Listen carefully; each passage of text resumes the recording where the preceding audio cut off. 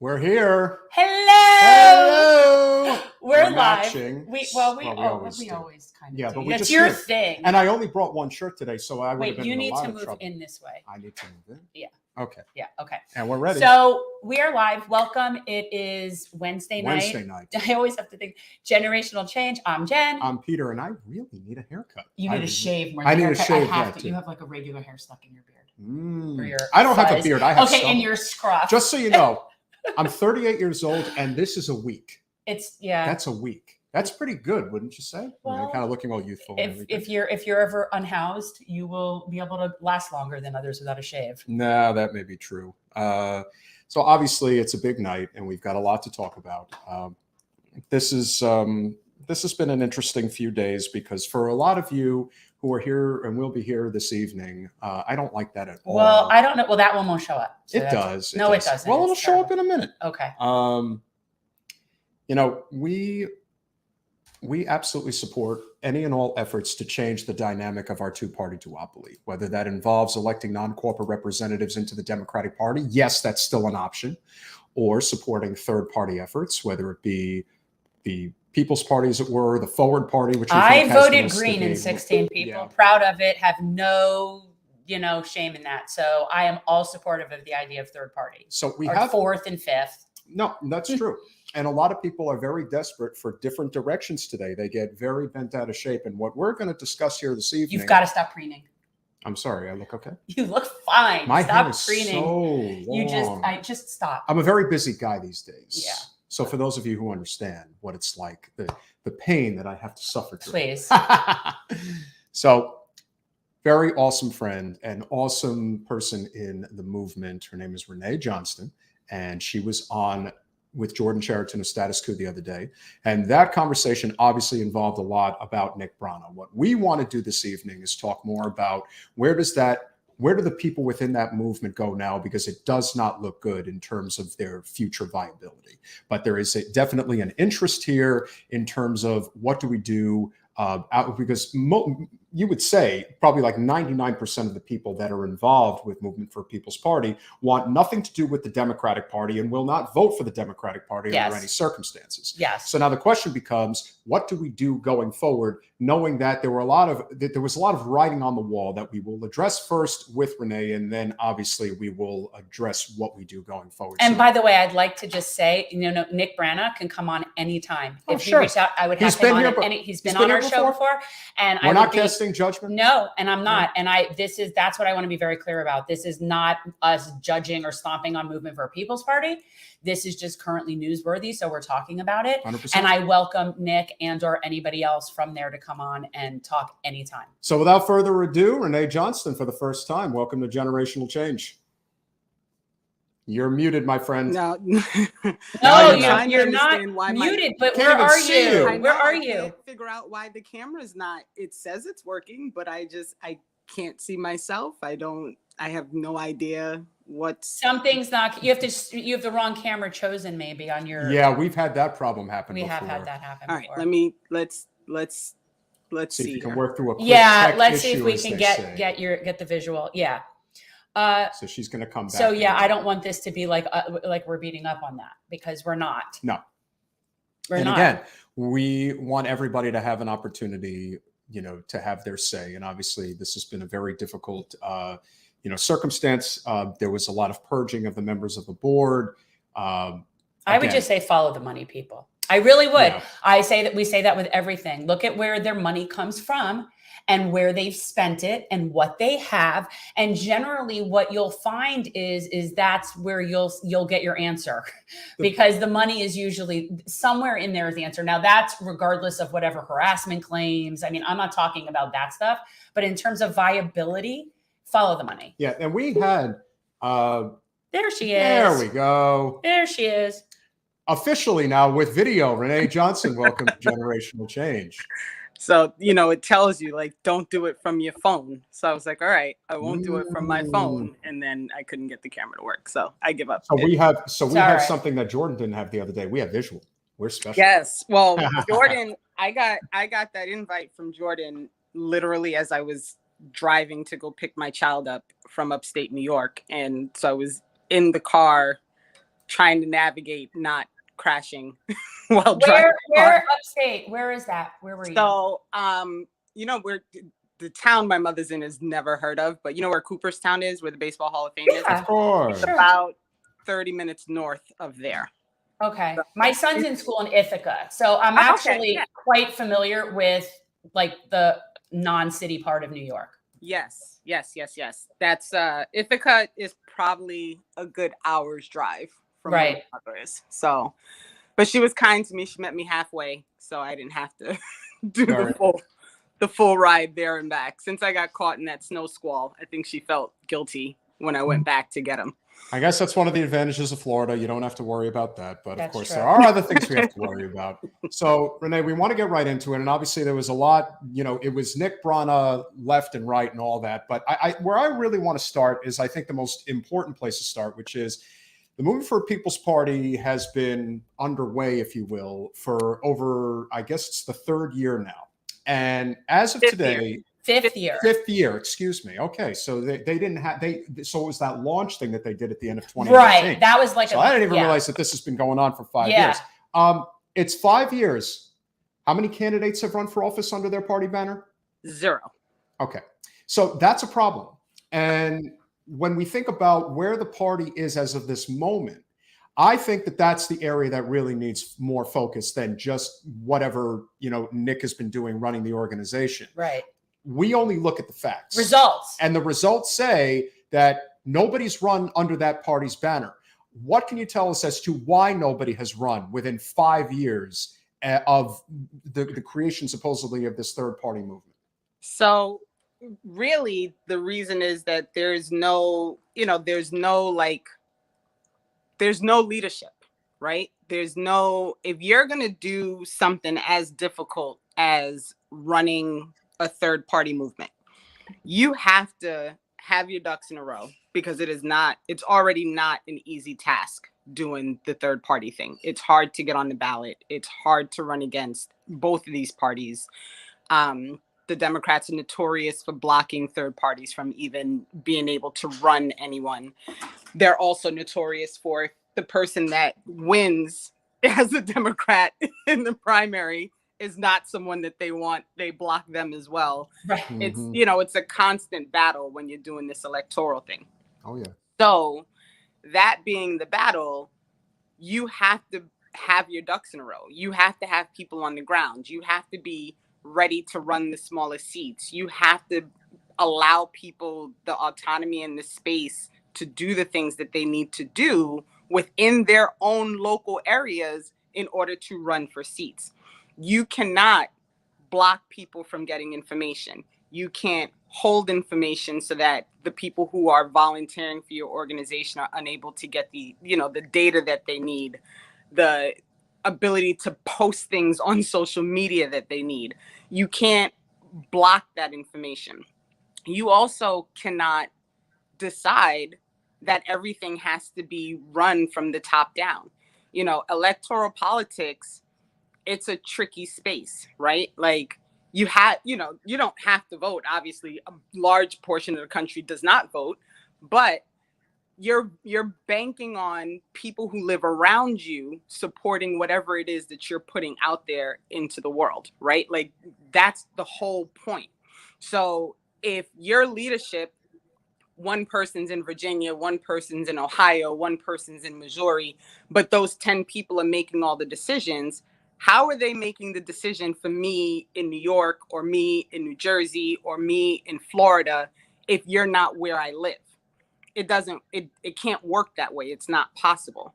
And so one of the biggest things that I really had an issue with was I wanted, as a person in New York, to be able to do the things that we thought was going to work in New York. So we started looking at, okay, they're not going to run somebody for governor. That's the only way you can really get on the ballot, is to run somebody for governor in New York. At this time, this is 2019, 2020, looking at the 2022 race. And, there was nothing. There was no help, no push, no ability to do that. So we started looking at other things. Can we maybe form something to fight on some policy issue. So that's what we started looking at. At the time, the Green Party and actually a number of other smaller parties have been kicked off the ballot in New York because the rules were changed as far as the ballot access goes. So we started looking at, can we form an organization to simply focus on the ballot access? Because then you have an organization, you can raise money, you can talk to people, you can have, information that goes out, you can run events, you can do all of these things so that you're at least a known entity when it comes time to bring somebody to the table to say that they're running as whatever position they're going to run for. And we got stymied when we tried that. In fact, it was probably a week after we decided that's what we were going to do when I was booted out of the organization. And so let's talk about ballot access for a minute, because that's actually an issue. And so has the Movement for a People's Party achieved ballot access anywhere? So it's tricky. So in Washington state, they do have ballot access because, as my friend in Washington state put it, it's the wild, wild west, and you can get away with a lot in the state of Washington. So they could actually run somebody in the state of Washington if they so chose. However, they are not affiliated with the national MPP party. So no, under the ballot of the general national MPP, they do not have ballot access because the state party of Washington has refused to affiliate. In Florida, although they do have minor party status down where you all are, you can't run anybody for the first year. And in order to have actual major party status and be able to run, I think you need to have signatures from like 5% of the voting population of the state. That, they started with like 3 people. So that's probably not going to happen, not to be funny. California, they started the process. They announced we have ballot access in California. What they actually had was the ability for people to sign up to be a part of the People's Party. In order to be an actual party, I think they had to get 88,000 and change signatures. I believe they got 600 and something. So that's out. In Virginia, the way the rules work, you cannot be any party but the Republicans or the Democrats in the state of Virginia. That's just how it works. You can be a political action committee in Virginia, and you can help candidates run as independents. They're allowed to affiliate themselves and say, we're running as People's Party. So they did get that part of the process set up. However, the entire state leadership from Virginia quit the organization at the same time, I think about 3 weeks ago. So that's not going to happen there either. So essentially what you have in Maine, which was the first one that they announced, they were excited. We're going to get ballot access in Maine. The people who signed the paperwork in Maine have refused to affiliate with the national party. So that's also not going to happen in Maine. So they have states where they've made some movement, filed whatever paperwork to say that they're trying to gain ballot access, but they do not actually have official ballot access to my knowledge. And, I'm no expert, but to my knowledge, anywhere in the country, they could run independent candidates who are affiliated with People's Party in some states, but they don't have any money and they don't have the capability to do that. So it's unlikely that they're going to run anyone. Yeah. And really, what's going on there? Like, was this ever it seemed very legitimate to me that certainly that big summit or, that they had a couple of years ago, you had Cornel West and Nina Turner. I mean, you had some really big, Chris Hedges, some really big people supporting, right. And it seemed promising. And then what happened? What happened? So that convention was the thing that got me excited about People's Party. I watched almost the entire thing. I was very excited to see people speaking up against the duopoly, speaking out about the fact that neither party really works for the people. The idea that it wasn't going to be corporate run, that they weren't going to take big dollar donations from corporations. And it started out with millionaires and billionaires. Now it just says billionaires. It doesn't even say they won't take money from corporations anymore on the website. And when I joined, it was with the understanding that it was an organization with a horizontal structure that was going to be run with self-organizing systems. So we were all going to be our autonomous spaces working within our state to make sure we had the rules in place to get things going, to do the work, to try and break the duopoly. It took probably, I would say, about 3 months for me to realize that no one knew what was going on. We were all kind of spinning in circles, trying to figure out like what the next step was, trying to get answers, to questions we would send. One time we sat down in our whole New York State at a meeting, we sat down and we came up with like a list of questions to send to CC to get answers about what exactly the expectation was, what they thought we were doing, what we were supposed to be doing. Can we get help with certain things? When we got answers, I think we got answers back for like half the questions, and the other half, it was, please wait, we'll get back to you. Somebody else will get back to you. So it was a constant, like, putting off of information, a constant waiting for someone to get back to us, a constant waiting for more information, waiting for access to something. They were never ready to do anything.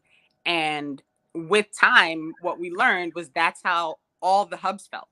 Every hub felt that same exact way, that they didn't have any direction. They didn't know what they were doing. They didn't know, how to move forward. And when the petition that was signed by 200 people was presented, and this was in October of 2020, it was really an attempt to call attention to these things, to call attention to the fact that there were no bylaws, to call attention to the fact that there was no transparency, call attention to the fact that there were no meeting notes from, the CC meetings, all these things that we felt were really important if you're going to run an organization that's claiming to be setting out to start a major new party, to break the duopoly. These were all things we thought should be in place.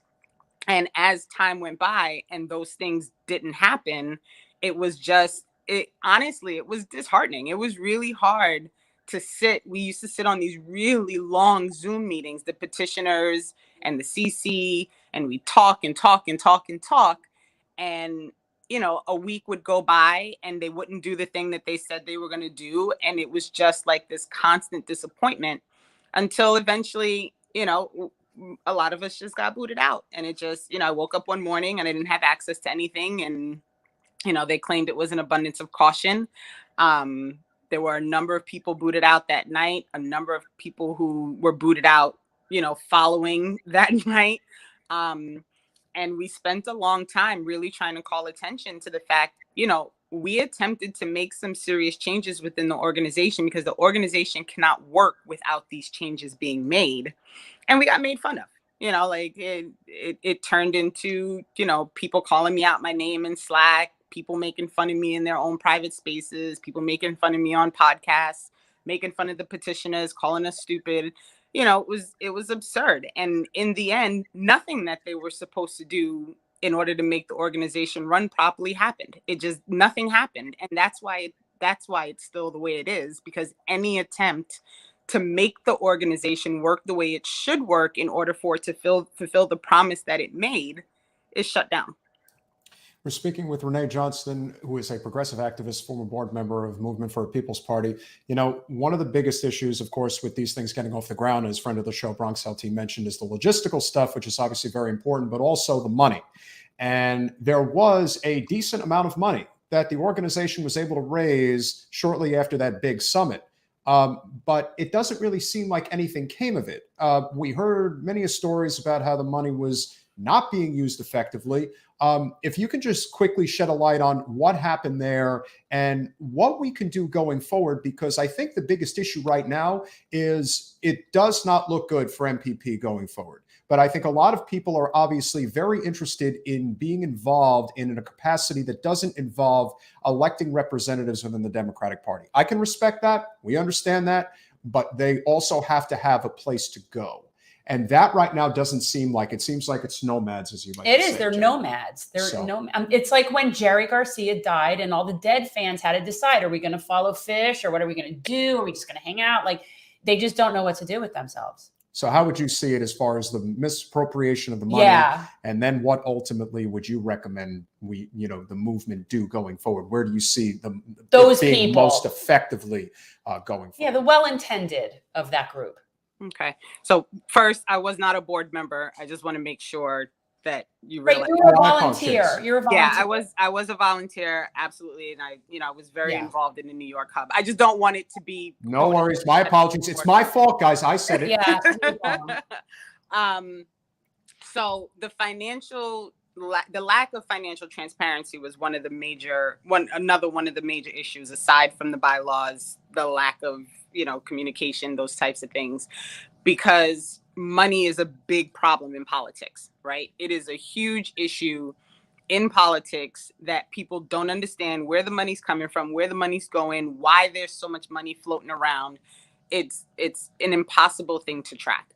So when they're getting donations from whoever, and this is something that bothers me deeply, is some of these people who are giving their $5 a month, they can't afford to give that $5 a month, but they're giving it because they believe in the possibility, right? And so if you're told, well, just go check the IRS records, and then that's our transparency, that's our only level of transparency, is the IRS records, that's not real transparency. It's not difficult to post your 990 PDF. Like it's not a hard, everyone has to file one. You have to send it in. You're supposed to be this transparent organization that's letting everybody know what's going on. And no one can get real details because they use the rules of the IRS to hide the information. So if you can say, below the aggregate requirement, and just throw $60,000 together as one donation under that umbrella, who knows where that $60,000 came from? How would anybody know where that $60,000 came from? And how can you then turn around and say that your finances are totally transparent when you have $60,000 going into your account under an umbrella and you don't have any clarity about where that money came from? That's not transparency. So that to me is it's a disservice. It's a disservice to the donors. It's a disservice to the volunteers. It's not the way any organization that's trying to be something different should be providing that information to the outside. No, go ahead. And I agree with what you're saying. And, again, we're obviously observing, what everybody's saying in the chat. And we understand that there are people who, want to defend, MPP. And we totally understand that. Again, we're not here trying to shuffle people back into the Democratic Party. That is not what this conversation is about. The reality is, guys, Matt, 22, friend of the show, appreciate you here. D. Lawrence, Negrani, anybody who's here, remember, very important. The Movement for a People's Party has been around for 5 years. It's been around for 5 years, and they haven't fielded a single candidate. So these are valid questions, people. It's not punching down. And for those of you who are questioning, what do we do as far as ballot access is concerned? And that is a very big deal. Remember, there are endless amounts of nonpartisan races that you can run in. City commission, county commission, running for mayor. You can basically run as an MPP candidate who's running in a nonpartisan race. I don't recall them encouraging that, though. Yeah, but there's nothing stopping you from doing that. Right. And to me, that's really the big issue here. You got to build that infrastructure somewhere. It just sounds like there was never really any foundation. And there was never any resources for people. And by the way, people, Renee is someone who really wanted this to be a thing. It's not like she had some sinister, underhanded thing to go against them. She wants this to work. She's not a Democrat. So it's just we're not. That's the thing. Every time this is what happens, and it's frustrating, right? Because I'm not a Democrat. I'm literally a registered Green Party voter. Literally, I'm a registered Green Party voter. I also, I'm a member of Socialist Alternative. I actually, if anybody who I most believe in all politics is Shama Sawant, because I feel like she really does what politicians should do. She's local. She fights for the things that need to happen. within her district. She fights for the things that the people in her district need. She doesn't back down. She doesn't change her stance depending on what everybody else is saying. I think that stuff is important. So, you know, I of course made the mistake of looking at the chat, which I probably shouldn't have done. No, don't look at I the should know better. Look at I the should chat. know better by now. Look away. That's the number one rule. Look away from the chat. I look at the chat because I'm a glutton for punishment. Yeah, I'll occasionally look and like stop looking at the chat. But that's like anything that you do. But yeah. I know. But you know what it is that people are upset with me for just simply pointing out the facts. Right? These are facts. They may have registered, like turned in their paperwork in California, in Virginia, in Maine, in all these places, but they're not on the ballot because they're not running anyone.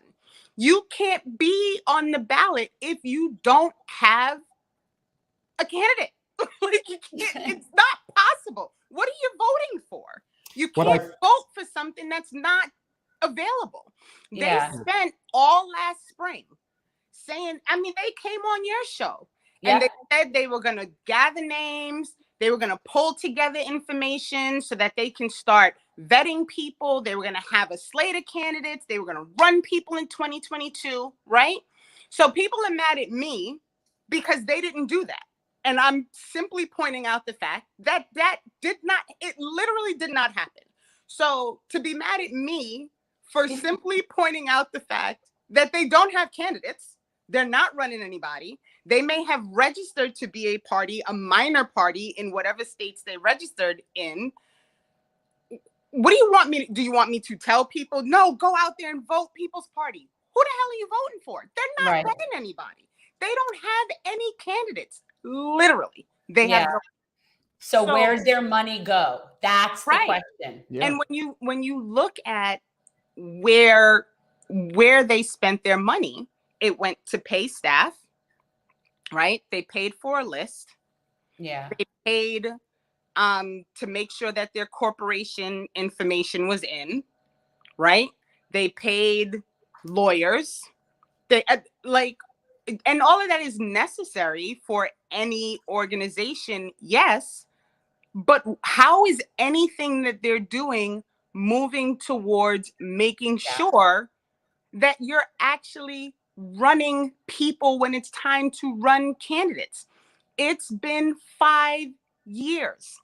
And I'm not even trying to be nasty about it. No. But in 5 years, you can run somebody. I mean, across the entire country. Yeah. You can find some count. I mean, guys, this isn't character smears. We have not even talked about the allegations against Nick Brana and any of that stuff. We're not even talking about that. We're talking about the fact. I have no interest in talking about it. That's I what I'm saying. I wasn't part of the People's Party when all of that happened. I don't have anything to do with that.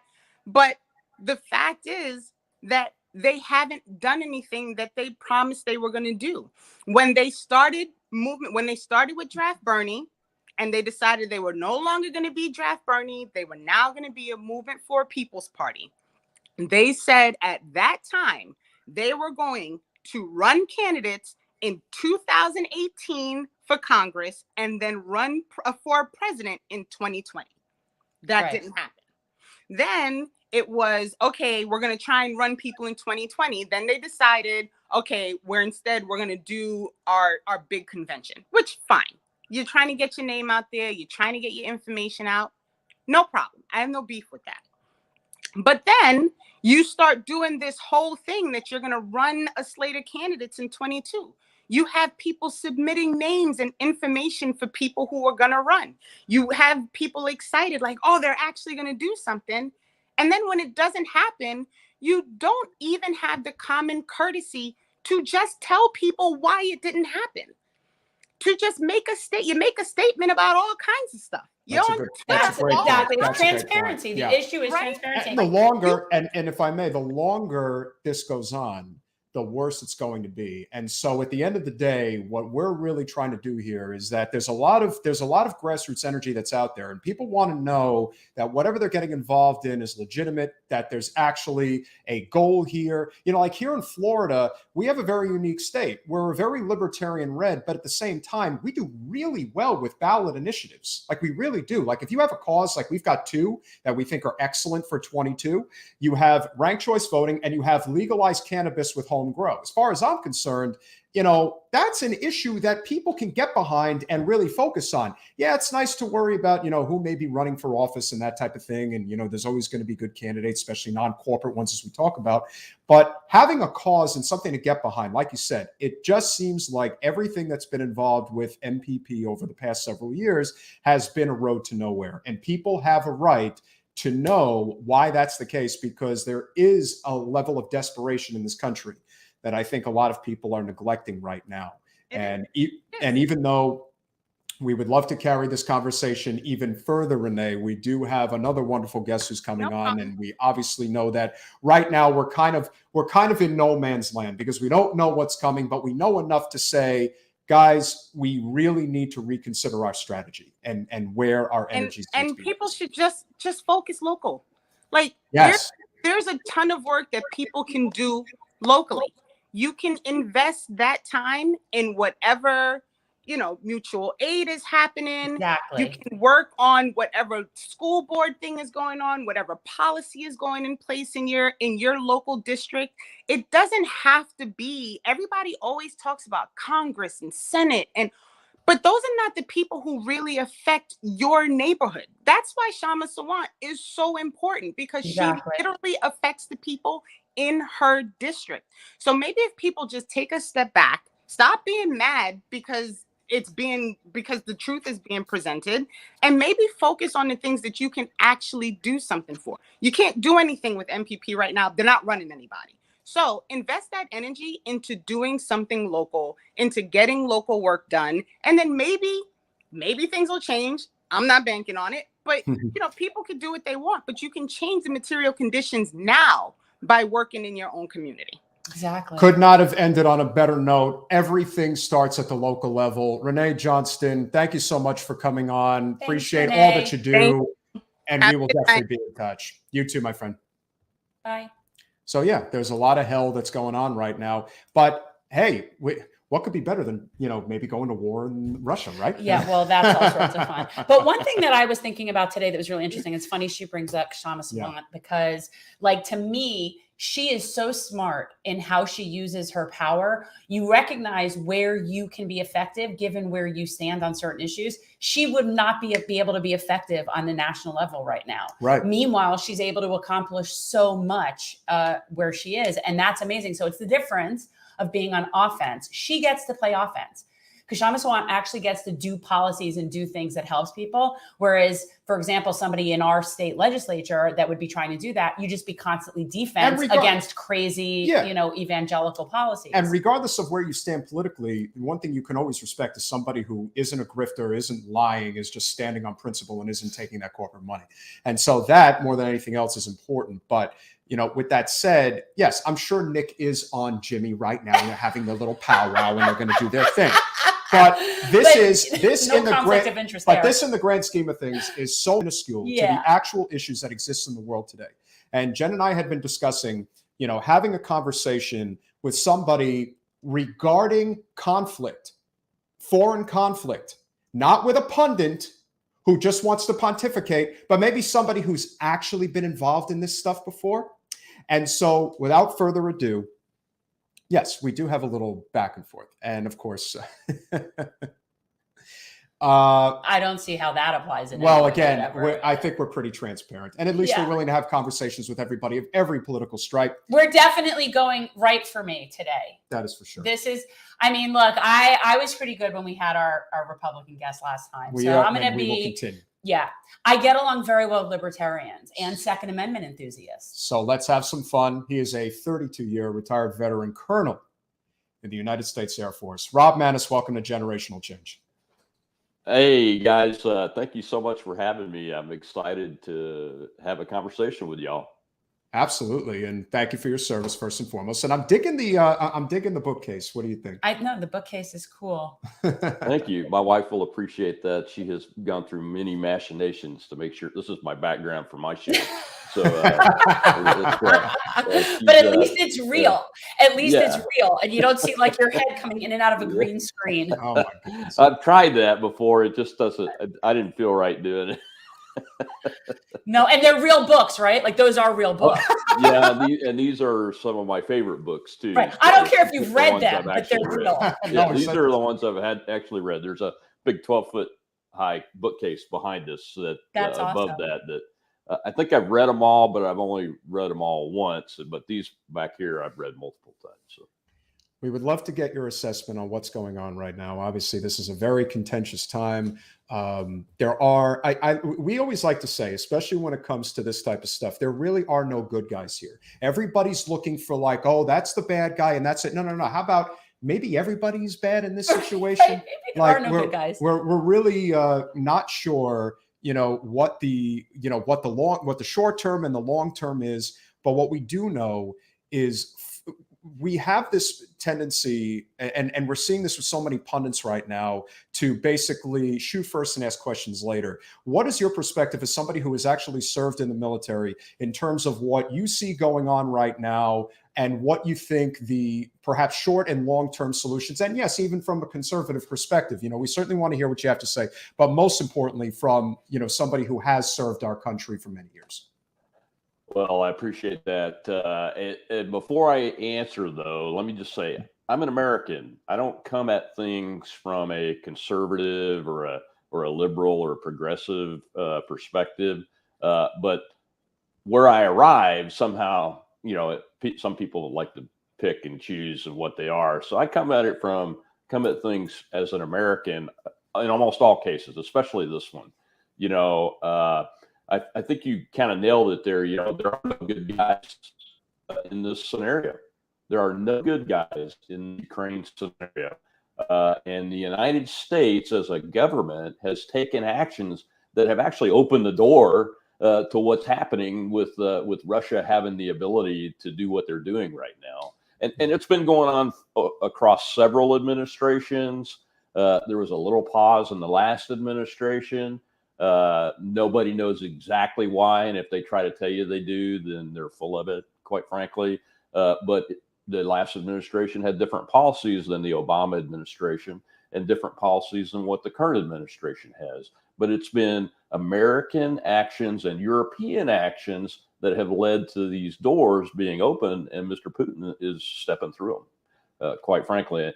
And then the other big issue with this conflict that we're seeing play out here is that the United States really doesn't have a dog in this fight unless NATO becomes involved.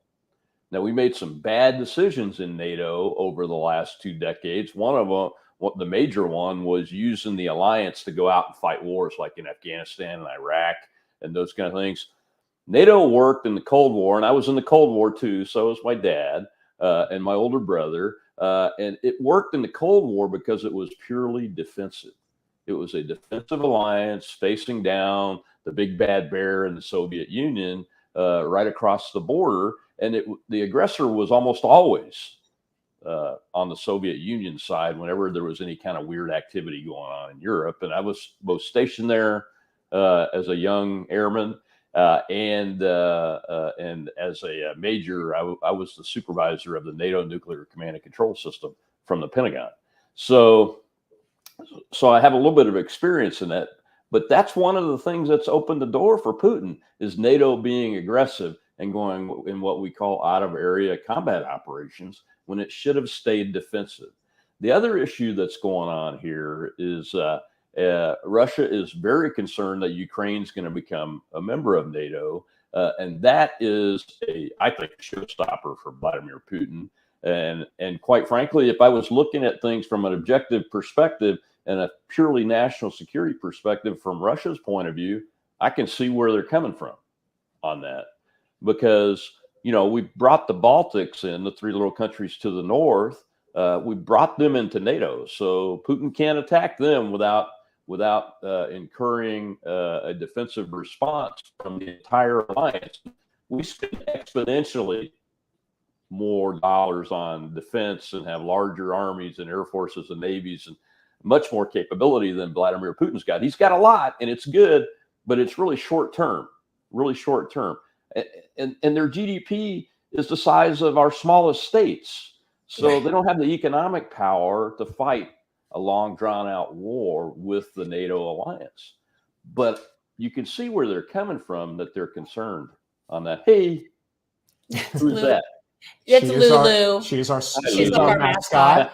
And but yet, you know what? And this is the thing. Like, people really look at this from this perspective of the NATO angle of it. But let me ask you this: NATO was created basically as a defense against communism, and now that there is no communism, why do we still need that? Or do we still need that? And is it really just, not even necessary anymore? I've asked that same question myself over the years. Once the wall fell and the Soviet Union evaporated before our eyes, there really wasn't a good reason to maintain the alliance in its current form. And it really is, from a structural perspective, still in the same form. And another thing is, if we were going to keep it, why didn't we invite Russia to be a member? This whole thing wouldn't even be happening right now if Russia was a member of NATO. And it's my understanding that that Gorbachev actually brought the subject up with President Reagan at one point, and with H.W. Bush and President Clinton. And it's also my understanding that the Russians had brought it up too. So it's not like the opportunity wasn't there. So, and then there's this question of, we use NATO to go out and fight wars in the war on terror, or whatever that is. And I say that as somebody who's fought in it and commanded Americans in it. So we did that, and that made it from a defensive to an offensive alliance, which entirely changes the face of the picture that the Russians are looking at. So to say that it's lived beyond its useful time, that may be one step too far. But I think at this point, what we're seeing is the results of us, the United States, and our NATO allies not addressing the world as it is, as opposed to what it was when the USSR existed. And there was a clear reason to have that defensive alliance. And quite frankly, this NATO is not as united as President Biden and the regime propagandists want to say they are. And that's another issue I have with, the regime propagandists. And I'm not just talking about cable news channels I disagree with. I'm talking about the other ones that generally I might agree with some things they say on it. They are all on board, just like what happened with the Iraq War, which was wrong. And they're all trying to do it again. And this one's even worse.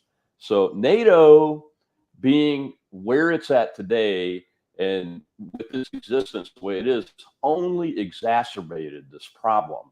And I'm not sure that I don't think it's going to survive. Look, it's weak. The Germans aren't really on board. They just denied a United Kingdom military flight from flying across its airspace on the way to another country in Eastern Europe. They denied some of the Baltic states from giving German-made weapons, which countries in NATO have other weapons from other NATO members that they purchase, and they can give them to other non-NATO members, but they have to have permission of that country that manufactured the armament in order to do it. The Germans wouldn't do it. So the Germans really aren't on board. NATO's fractured, and that makes the situation worse, guys, because Mr. Putin, he's already seen the little door open when we saw, when we had Trump did the Nord Stream 2 pipeline and shut it down. And then Mr. Biden comes in and he opens it back up for some reason. I still haven't figured that part out, but that opened the door a little bit. And then you have this fracture in NATO. They're trying to cover it and put makeup on it and everything, maybe a little duct tape in the media and in the administration, but it's not working. Everybody that watches this stuff and is like in my profession, my former profession of national security, we understand what's really happening, and what's really happened is it's pretty ugly over there. It's ugly over there, and we should not be involved militarily. That's the key thing. And that's another reason why I think NATO has lived beyond its usefulness, because the way we will get involved militarily is if Vladimir Putin, and I don't think that he is going to do this because he's a smart guy, okay, is if he attacks like one of the Baltic states or Poland or something like that. That's the surefire way that the United States is going to end up involved in a major war on the European continent, along with their allies. But the question of Germany is still open. It's open very, very wide, and that's very concerning. If shooting were to happen with NATO, what's Germany going to do? That's a very good point. We're speaking with retired Colonel Rob Maness of the United States Air Force. One of the things that progressives and libertarians really do agree on is that war is a racket. Very often what you will see, of course, in somebody who worked in the Pentagon, is that we have a very serious problem in DC with the bureaucracy, as we like to talk about, the John Boltons, David Frums, Jennifer Rubins of the world, the people who are the first to say, let's go to war, but they're the last ones who would ever put on a uniform to defend our country. I think we have to have a serious distinction between the military and the military-industrial complex. Can you talk about how difficult it is to maneuver in DC when you have these bureaucrats that are, and listen, one thing we all have in common here is that we don't have a lot of love for our current president, but one thing I can definitely say is that it doesn't seem like Biden's got an itchy trigger finger, but there are a lot of people in DC that want him to have it.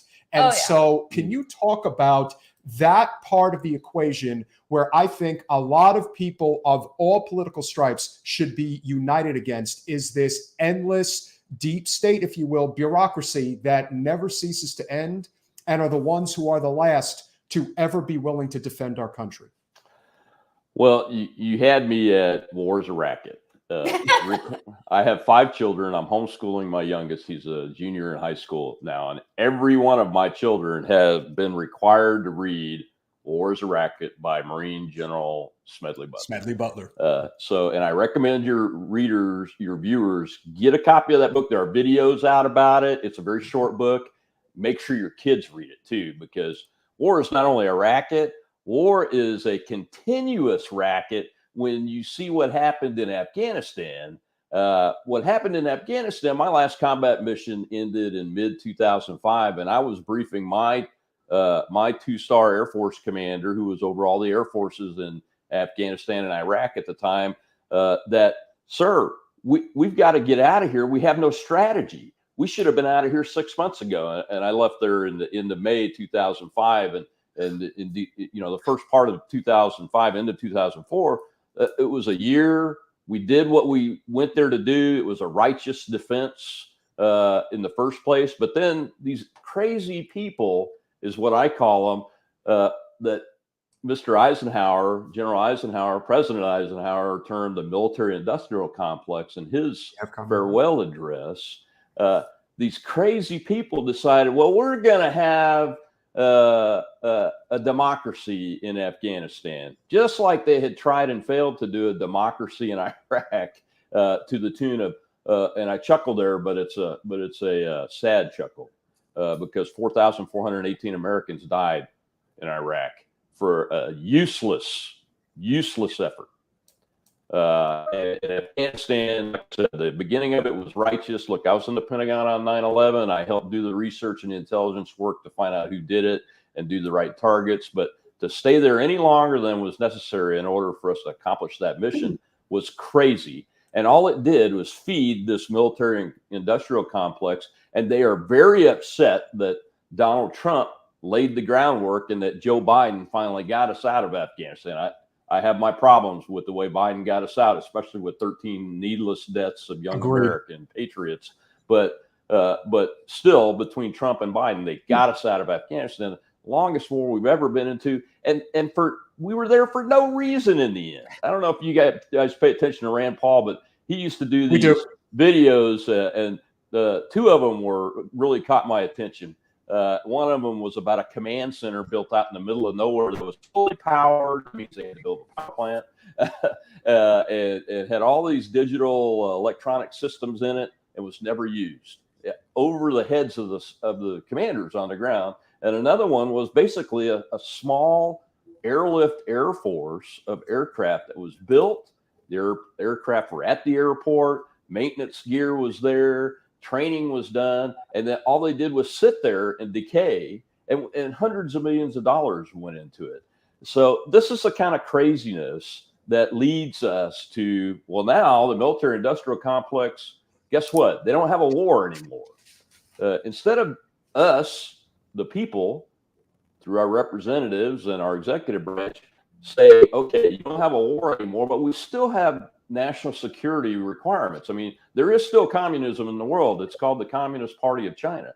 And I have grave concerns about the Communist Party of China and what they're up to, along with partnering with the Russians and those kinds of things, and taking over international waters and building fake islands out there and trying to take territory that really doesn't belong to them. That's a violation of international norms too, much like Putin is being accused of by declaring these two separatist regions as, recognizing them as separate countries. But we haven't gone to war over that. But that's a bigger concern from my perspective.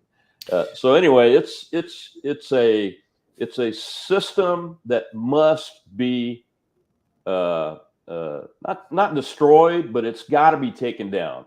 But that's not just the military industrial complex. Now, I don't know if you've been paying attention or not since February of 2020, but we have a huge healthcare industrial complex in this. Oh, we've been paying attention to that for a long time. That has loads of power that's now very similar to the military industrial complex. And that's very concerning for me. And then the overall non-elected government just continues to grow. It doesn't matter which party's in control of the Congress.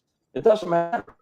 I call them the uniparty because they keep growing government. You know, the Defense Department's asking for like $850 billion this year. That's another increase, and they don't even have a war to fight anymore. And they gave them more. They gave them more than they were asking for. Yes, they did. They did. So the only way to attack that is to elect people that are willing to stand up to those big corporate oligarchs, the military industrial complex, now the healthcare, the intelligence community has its own industrial complex.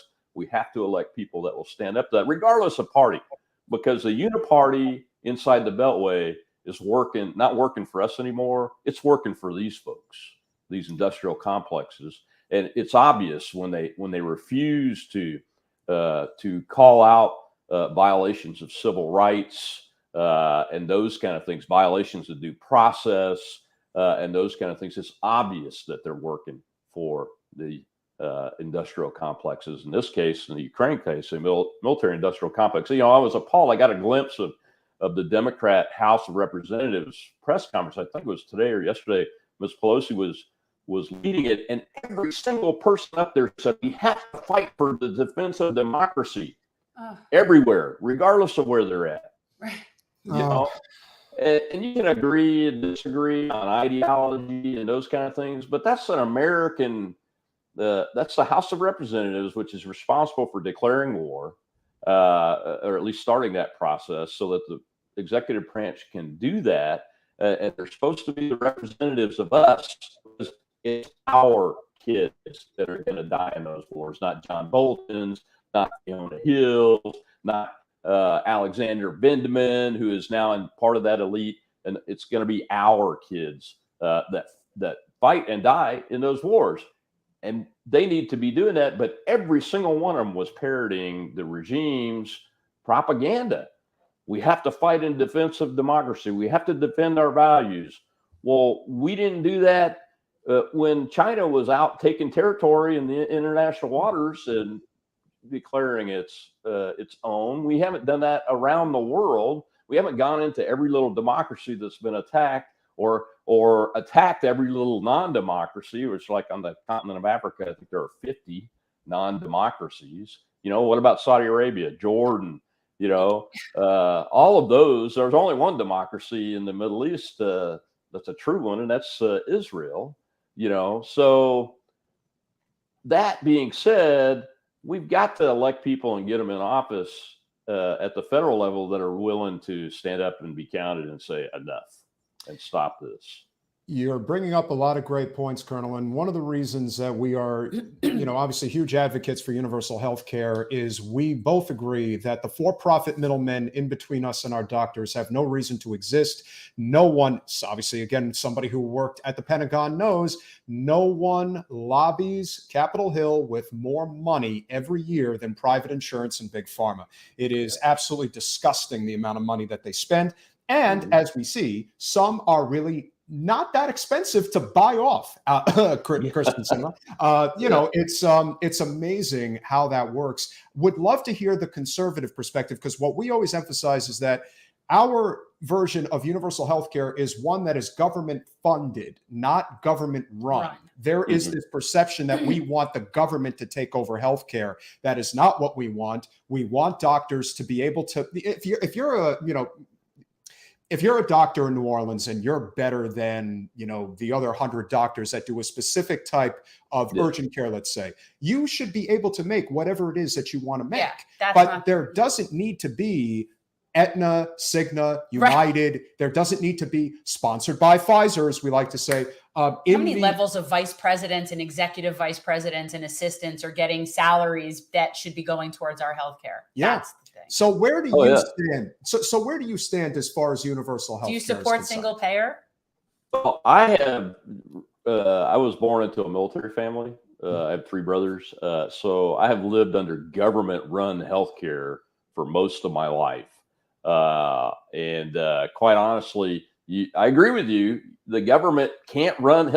The government can't run wars very well. We just blew it in Afghanistan when we didn't have to. The government can't even run wars, and it used to be okay at that. So I agree with you. The government should not be running healthcare anywhere.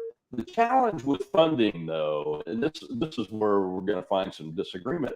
The challenge with using government funding is with government funding comes the government strings. And it works this way in the defense world, works this way in the health world, anything in education at the local level. There are federal strings that come in that push around the locals on how they do business and those kind of things.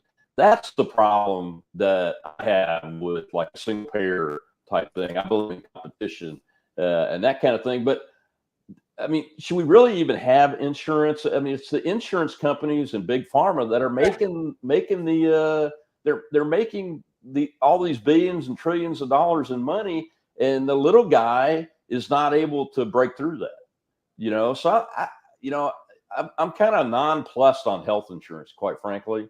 Now I can say that easily because I have my health insurance and all that stuff, but there may be other ways that we could do it. That don't require having big insurance companies, that don't require massive amounts of federal funding that has the strings attached to it. There are little experiments that I've seen running around, and I always get positive feedback on them when I ask people about them that have been involved. And they're like co-ops where people fund each other's healthcare and those kind of things for a fee and that kind of stuff. So but here's the bottom line: we agree. There's a problem, and it's a big problem, and it's a big, heavy lift, but we've got to get it done, because if we don't, what we're going to see is what you saw from January 2020 to today, and are continuing to see a little bit today with the pandemic, is what massive government control and influence will look like in your healthcare, on steroids because of these emergency orders and those kind of things. So, and I think everybody's most people are like, this is really bothering me. At least people I talk to, and I don't just talk to people that think they're conservative. I try to talk to all kinds of folks, and I get the same answer every time I ask: is there's a place that you can go that's way too far, and I think we've witnessed that the last couple of years. So maybe that will drive us where we can come together and talk about real solutions instead of ideological fights. Yeah. Well, we find that that's the biggest problem is people are very tribal. People like to have a team and they're going to stick with their team and they're going to repeat their team's talking points, even when their team is not being reasonable. And that's the problem. And whatever team you're on, there's going to be a point when your team is not being reasonable and you don't agree. And do you just fall in line with your team? Or do you say, no, this is not for me anymore, or suggest that maybe your team starts being a little bit more reasonable, whatever. But that's what we try very much to stick on policy and what we're trying to accomplish and not really get into partisan hackery. And quite honestly, for us, it comes down to whether or not somebody's a corporate whore. If you are representing your people, whether they're conservative or whatever they are, I'm okay with that. Like, that's not, we could disagree on policy, but when you're being paid for by big corporate interests, you don't get to say you're representing regular people, whatever those regular people would want. And that's really what we're about, you know, like conservative or progressive. If you're representing the majority, that's what we support. And a great example of that would be somebody like Rand Paul, because you don't have to agree 100% with where Rand is politically, and we don't. But he also is correct on a lot of things. And he is one of only two senators, 2 out of 100 on Capitol Hill that lobbyists do not meet with. He's one and Bernie Sanders is the other. And that's all you really need to know about where our government is today. That's why they have credibility to me. Even though I don't agree with him a lot, Rand Paul, I don't. But he does have a certain amount of credibility because I know he's not a corporate whore. So that to me is a huge deal. And I don't have to agree with someone to at least appreciate that they're doing this for the right reasons and to represent people. And that's our biggest hurdle. And I think that is our biggest hurdle across the board for all of us, is to deal with it. And it's hard to identify candidates. You know, you guys probably like Thomas Massey in the House, right? I hope. Yeah, we're familiar with Mr. Massey. Yeah, I mean, he doesn't take corporate. He won't even meet with corporations anymore, and that's fine with me. I support him because of that, but I also like his ideas. And him and Rand Paul are very similar in that regard. But you know, like you guys said, though, we need more of those kinds of people. Look, there's not a whole lot that I agree with Bernie Sanders on, but getting the corporations to not be represented by the people that are supposed to be representing me is one of the things that I agree with any American on. And I think we should work together in order to dismantle this big giant government that's completely out of control. It's completely out of control. I mean, I've seen more due process violations, and I'm not an attorney, but I'm just a kid that grew up in a military family that really loves the country and loves the ideas of the high ideals of the Declaration of Independence and how the Constitution was written and the way the government's supposed to work. And it is out of control at this point. And I think most Americans agree with me. But the problem is we can't seem to get enough people like a Rand Paul and a Thomas Massey and a Bernie Sanders elected to Congress. We're working on it. We're working on it. It's trickling in. And we, of course, will platform any non-corporate candidates here, that regardless of party. And I would love to see more Republican non-corporate candidates. That would please me to know, Colonel, that is the next evolution in the GOP that really needs to happen. We know that there's this, war sort of between Trump and McConnell, if you will, right now. But from my perspective, from our perspective, and I think from anybody who's on the outside looking in, there has been, regardless of whether you agree with their politics or not, there are some really good non-corporate representatives in the Democratic Party right now. We're very fond of Ro Khanna. We're very fond of Katie Porter. There are people that are there. And listen, we obviously love the members of the squad. They're too theatrical because that type of stuff doesn't solve anything. The only thing we're concerned about is because, again, it's like, I'll give you a good example. We know the reputation that Mr. Cruz has in the Senate, and it's not good. Yet there was a circumstance not too long ago, and forgive me for not remembering what the policy was, but it was a fairly progressive policy that he actually reached out to AOC on social media. I remember. And he said, hey, you know what? We actually have some common ground here. What do we, if we do a bipartisan dual bill in the House and the Senate? And AOC went like this. And it's like, come on already. This is exactly why we're such a divided country. It's very it surprised me because AOC, she used a hashtag called One of Us. Well, I did that before her in my first Senate race, my first ever political campaign. That was our hashtag, One of Us, because she's a non-corporate candidate. And so it surprised me that she would go so partisan when a partisan like Ted Cruz tried to recross the aisle in public. That really shocked me. That's careerism, I think. Like, to me, that's not policy based. That's careerism. And I had this thought. You were saying something recently, and I just am very curious. What are your thoughts on what's happening with Julian Assange? If you look at my Twitter account, you should see a pretty consistent thread of hashtag free Julian Assange. Okay. I'm not on social media. I'm not on social media. That's why I'm asking. Yeah, we just put our stuff out. Like, the private messages is one thing, but we do not interact with people in like chats and stuff like that. We don't have, we don't. Well, I don't do that either. Media because they're too mean. And you do have to have a thick skin. I don't care what people think of me, but I don't need the negativity in my headspace when it's unproductive. If somebody wants to have a discussion or a debate, like, that would be productive. But if you're just being mean, I don't see how that benefits me. That's not constructive criticism. That's not, like, I don't need that crap. So I'm glad to hear you support Assange. Though, on the subject of Assange, you know what's one of the most disappointing things to me about him is that, look, I'm not the smartest person in the room. I've always been Joe average. I've never been a good in academics. I've been slightly above average, but not like, the 5.4.0 or whatever you call it these days.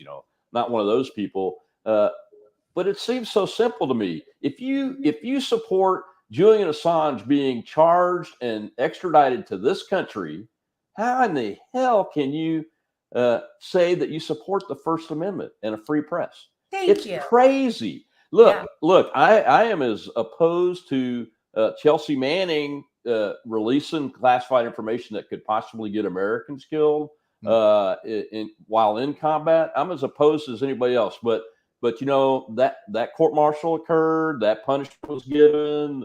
A couple presidents ago, President Obama, he let her out. Okay, I'm okay with that. Okay, but I was opposed to her doing it. But you know what? The New York Times does this every single day, and nobody's wanting to charge them.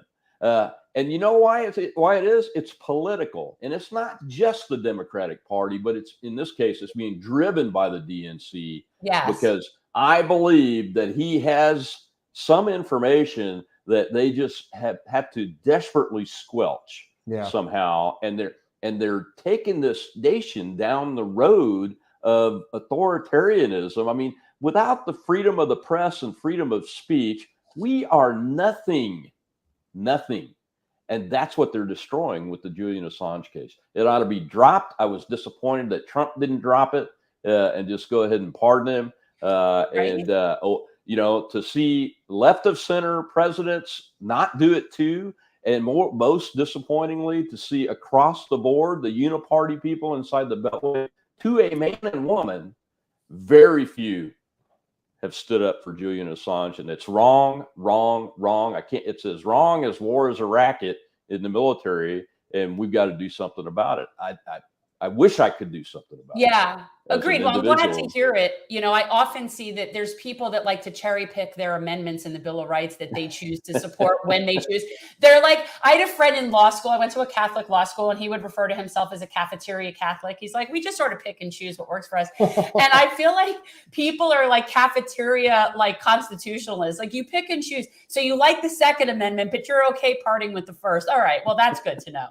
It's nuts, and you see it on both sides of the aisle. I mean, that's not something that's unique to one set of partisans in this country. No, I get crap. I get crap from the left for not being anti-gun. I get crap from the left because I support the Second Amendment, like I support the first, like all of them, like, so and I'm not for bans or mandates. That's just not something that I think works. I do have a very sort of strong, like, libertarian streak when it comes to civil liberties. So do I. And so, we all should. We all should. We're Americans. Exactly. We all should be libertarian streaks. Mr. Reagan even said that libertarianism is our core. It's what keeps us together. Well, there was a lot of things that I said that I can't remember today, but that's okay. Oh, that's good. Yeah. I just, like, for me, it ends where I do believe in a social safety net, and I do believe that we have to care for the least of these, and I think that that's within our capability to do so. Mm-hmm. But when it comes to people, like the live and let live thing, that's where I am extremely, like, if you're a consenting adult, you should do whatever you want with other consenting adults. Have at it. And again, this is one of the reasons why we're huge advocates for small business growth. We believe in a living wage, and the biggest reason to support a living wage is because we don't want an entrenched welfare state. We don't want people to feel that it makes more sense to sit on my ass because I'm going to get more from the government doing nothing than I will working for a greedy corporation that doesn't want to pay me a living wage. It's like they work so hard to not allow us to have anything, because to me, it's almost like a sinking foundation. And they know that if one block gets pulled out, the whole thing's going to collapse. That's kind of what we feel like is happening right now. How do you see it? Yeah, well, and you mentioned the corporations not willingly wanting to pay a living wage based on today's context, where our economy is, what things cost, and those kind of things. And, I think they don't do it because they can get away with it, because their representatives, who are supposed to be our representatives, have been using all their money to stay in office. And I think that's one of the reasons why they don't do it. You mentioned, I'm sorry, I'm having a senior moment. We all have them every once in a while. Oh, shush. Occasionally. I've been having senior moments all my life. But, it's not just corporations now, though. Now it's these nonprofit, non-governmental organizations, and those kind of things.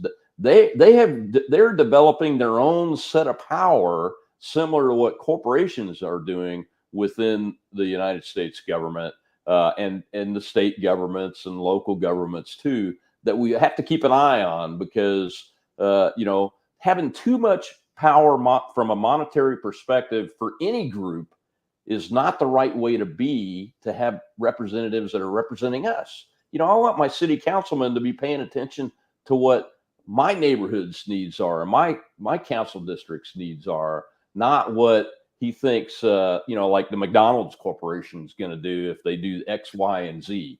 You know what I mean by that? I mean, it can go all the way down to the local level.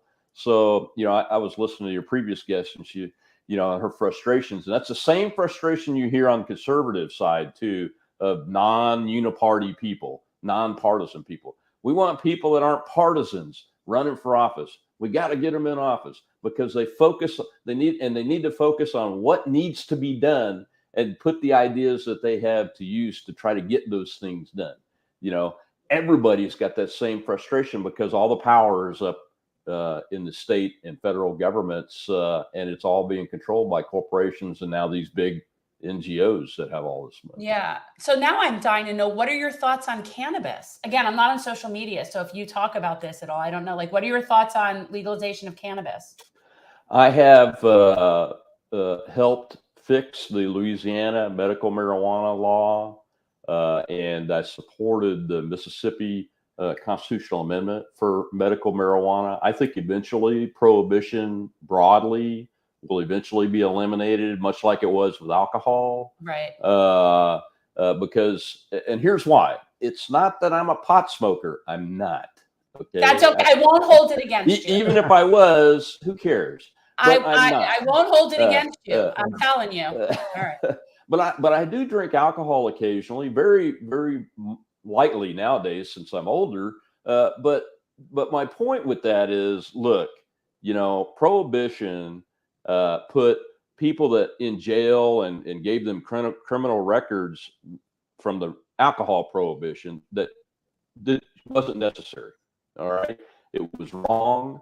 for government to do that to American citizens then, and it's wrong for us to continue to do it today. And it's complicated today by some of the laws, like the current president supported when he was a senator in the 90s.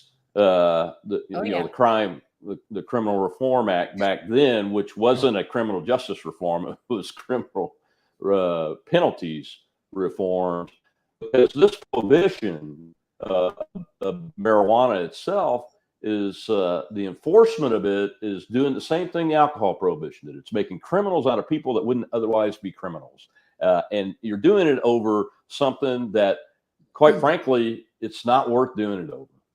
It's not worth doing it over. And it's caused big problems. That's why I'm a big advocate of criminal justice reform.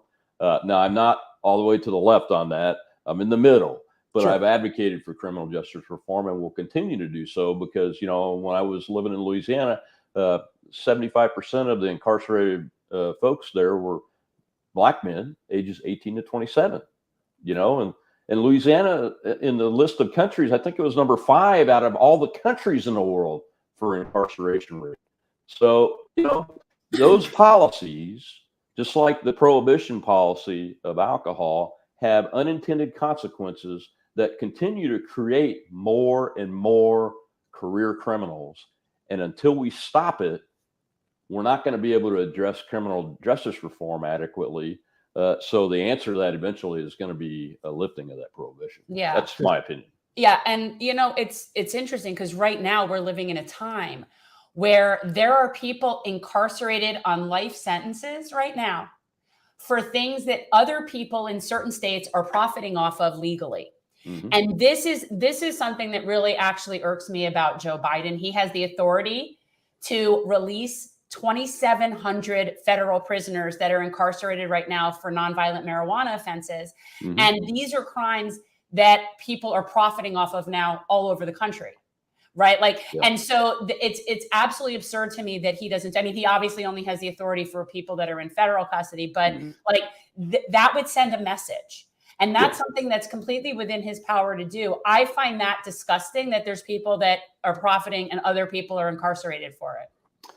Yeah, that's a consequence of prohibition policies. And one of the things that, look, I grew up watching liberals, fight for rights and fight for civil rights and those kind of things. And now, you would think that'd be a natural thing that a President Joe Biden or a President Barack Obama would go after. Right. Is that? But no, I mean, it's like Chicago and gun violence in Chicago. Man, if the NFL wants to take care of Black kids, they need to boycott Chicago, playing games in Chicago until we get that problem fixed, because that's a national problem. Okay, kids getting killed by gang violence and those kind of things in Chicago, and nobody is doing anything about it. And there are people in power from the left side of the aisle that I would be expecting, we can fix this, right. With the policies that they believe in, but they haven't even tried, from my perspective anyway. Right. I'm you're not saying right. they don't do anything. I'm just saying we haven't really put the pedal to the metal on that issue. And that's an issue that's growing now in other major cities around the country. And nobody is taking a leadership role in it. It just really is. It's really concerning to me. Yeah. When I say nobody, I mean nobody that's visible, that has the power to bring more folks in. I'd like to see them take a leadership issue on those kinds of things, because that's part of my goal and personal goal in criminal justice reform, to make our justice system more fair, because it hasn't always been fair. I worked with the team and we were successful in getting the last Jim Crow law off the books in Louisiana.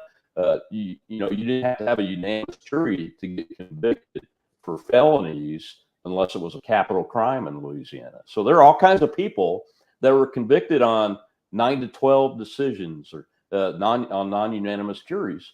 And that came from a Jim Crow law that was put in place in the 1890s. So we have to keep doing those things and working together to get them, because that took a team of Democrats, Republicans, and citizens doing that, and it can be done.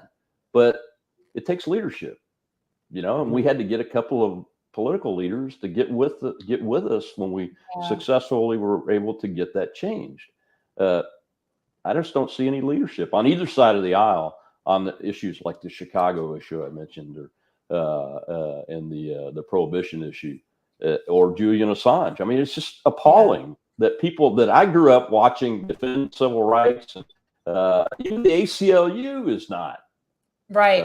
It's not. Yeah. I want to just comment on Bronx LT, how he skipped over Trump. Well, he didn't skip over Trump. He was referencing actually that this would be something that the Democrats, you would think, would be fighting for, given what they have done in the past. So Trump, somebody just given my name. perspective. No, totally. Somebody mentioned my name, and now I have to talk. Colonel, I appreciate your support. You're really great, really incredible person. But you guys have to understand, we're all Americans here. We must unite. It's a dangerous time, and we're going to unite. Love you all. when you put that mask on, it actually looks like I'm not even wearing bronzer. That's kind of scary. Oh no, I've done He like does a real good like Trump. glasses. He All does. right. I didn't say anything about Trump and criminal justice reform. Is that what the comment was about? Well, no, that you had skipped over it because you had mentioned that why, Biden or Obama haven't done it, but you were talking in reference to this would be what you would think the Democrats would get behind. It wasn't that you were saying Trump shouldn't have done it. Right. And Trump did some things that I was impressed that he was able to do, even as a Republican president. But because, man, it's hard to get Republicans to do the right thing sometimes as a group from a partisan perspective. Yeah, but you know what criminal justice did, reform. and again, everyone, and this is the whole thing about the corruption of the system. We talk about the authority that President Biden has to do executive action if he needed to for certain issues, because the legislative branch is completely decimated at this point. And the signature policy that Trump enacted, obviously we completely disagreed with his massive tax cut. But what I will tell you is that by axing the Trans-Pacific Partnership, that was so important in such a way. And when I think about what would have happened if Hillary had become president and they would have passed the Trans-Pacific Partnership, you think we have problems with China right now? You can't even begin to imagine what things would look like if that policy had been passed through. You can't say that. You're absolutely right. You're absolutely right. I was totally opposed to the TPP, and I was thrilled when President Trump got us out of that. And one of the things that we see right now, which is one of the reasons, and listen, there is bigotry in this country, there is systemic racism in this country, but this idea that universally, if you say America first, you're automatically a racist nationalist. It's like, this is why we're such a divided nation, because there are people, as you know, that are at these multi-million, if not billion-dollar think tanks, whether in DC, New York, wherever, Silicon Valley, of course. They are paid a lot of money to get people to hate each other. And I don't think people really understand how this works. The amount of money and investment that is made in ensuring that conversations like the ones we're having right now never happen. Because if they do happen, they might discover that we've got a lot more in common than we don't. Well, and that's a great point that you need to continue to drive home every time you talk with people, because we have much more in common than we don't. And, it really does break my heart. You guys said that I served for 30 something years in the military. I started when I was 17 years old, and I grew up in a military family. My mom and dad are from West Tennessee. They were not wealthy. My dad's dad was a farmer that had to go to work at his kids' school as a custodian. And my mother had a single mom and 18 kids to feed when her dad died at age 50. So they came from the poor of the poor. All right. But when we grew up, my brothers and I grew up in the Air Force. We were not taught to hate people because of the color of their skin, or to even treat them differently. As a matter of fact, we were all buddies, and we lived all over the world. And then when I came in the military at age 17, I've lived all over the world, and would never, ever dream of treating another human being poorly because of something stupid like the melanin in their skin. It's just crazy, because it doesn't matter. And one of the things that does actually break my heart is when I get called a racist and a bigot, which is quite frequent, because I push American, I told you I believe in the Declaration of Independence and the Constitution. And nowadays, some folks have decided that that's a terrible thing when it's not really. And I'm never going to let it go. But I guess I just have to be called a bigot and a racist. But I'm not. Well, I've also been called a racist, and which is bizarre to me. But so I understand what that feels like. But yeah, and I would especially think when people have served in the military and as people that have served in combat, like your brothers and sisters are multicolored. Like, oh yeah, the people that you are working with and that are putting their lives on the line and have your back are multicolored. So I would think that a lot of times I find that people that have served tend to get that as well. So I think that that's a big part of it. And that's why it's so alarming when we see, you mentioned the big think tanks and policies in schools and everything that are intentionally trying to divide us. Because in the military, Jen, you kind of nailed it there. We don't really go out and die for our country. We die for each other, if you have to do that. And we fight for each other to stay alive and get our mission accomplished. It really has very little to do with your country at that point when you're in that situation. And it has everything to do with being able to trust the man and woman to your left and right and behind you and in front of you. And if we are actually funding think tanks to put divisive ideas in the minds of our military men and women today, that is really terrifying to somebody like me that knows what it takes to win and for the least amount of casualties on both sides. And it takes teamwork, and you can't have a team if they don't trust each other. And that's very alarming, very alarming. Yeah. And I think this is a great place to wind down the conversation, Colonel, because we obviously have had a lot of disagreements with Tulsi Gabbard regarding her policy positions on certain things that we do agree upon. But the fact that it was so commonplace, not just with Hillary, but with so many people on what we like to call the corporate bougie left, that not only denigrated a service member, but we're calling her a traitor to this country. To say that to somebody who puts on the uniform is, I mean, we all know why the majority of people who serve this country are on the right politically. It's because of circumstances like that where there are so many members of the left who have no respect whatsoever for people who serve. And in that case, it was so glaring that I'm thinking this is going to be one of those things that really stands out after this election is all said and done. You don't have to like Tulsi Gabbard. You don't even have to support her. But to call her a traitor, that still gets me nuts. Like, I really get upset when I think about that. And people can get upset with her for going to CPAC this weekend here in Florida. Whatever. Don't ever forget that you made her make her decision. You made her decision easier by basically saying, you're not welcome here. And that to me is one of the great one of the great debates that needs to be had. And I think we should have a conversation again at some point. I think this was great. Oh yeah. I mean, I took some heat about going on a show that talked about Tulsi Gabbard being at CPAC this week, just before I came on here. So you're not alone for getting beat up about Tulsi Gabbard. But you know what? I've met her. I've talked with her. She's very bright. I agree with her a lot on a lot of things. Quite frankly, there's a lot of things I disagree with. Does that sound familiar? I sound like you. Yeah.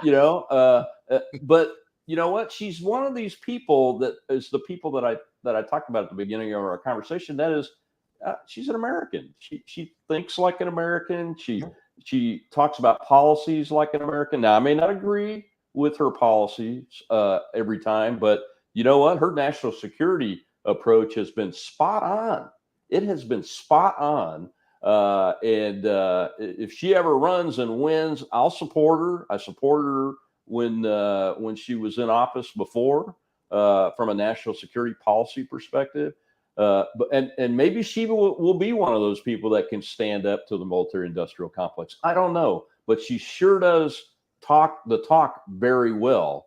We'll see if she can walk the walk. She did it a little bit as a congresswoman, but if she ever becomes like a president or a vice president or a senator, we'll get to see even more of that. And it'll be interesting to see, because she really is an American, which is kind of left of center maybe, but right of center maybe. See where I'm at? I mean, it's like, just be an American, folks, and ignore the uniparty, the McConnell and Pelosi people that are all on the same team. That's what I mean when I say uniparty, because I think one of your commenters came up and said that my Republican Party version doesn't exist anymore. You're absolutely right. I'm not sure it ever existed. But you recognize that you're not, that's what we're talking about. Like when your team goes off the rails, you can recognize that that's not where you need to be going. Matter of fact, I resigned from a position in the Republican Party over the governor's race in Louisiana the last time a governor was elected. And it went against Mr. Trump and everybody else. But you know what? Sometimes we got to stand up and do the right thing. Yeah, I appreciate that. I think what we have to do is keep having these conversations, because as we said, we actually have a lot more in common than we don't. Thank you for coming on. Thank you for your service to our country.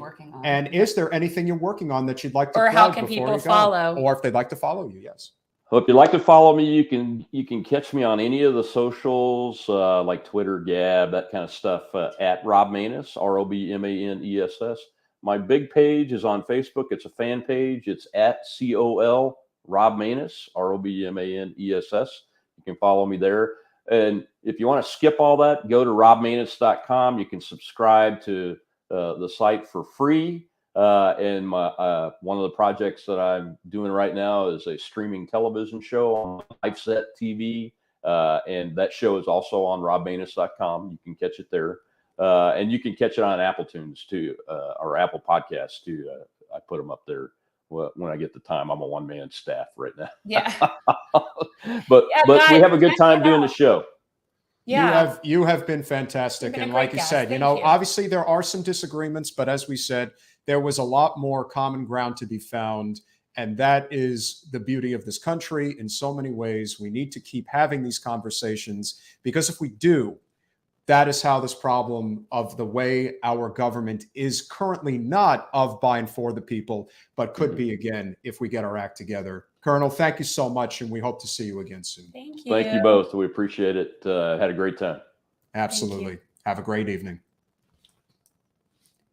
It was a lovely guest. We need Democrat and Republican citizens to unite. Correct. That is correct. Well, the labels are just, I'm so over the party labels at this point. He's right. It's what did he call it? The uniparty. The uniparty. Which again, we had a conversation with somebody who is a very conservative former military man in Louisiana.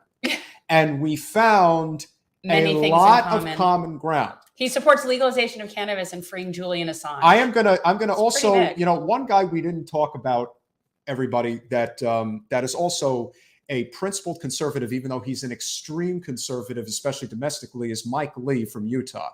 But one thing Mike Lee always does is he always votes against pointless war and wasting money.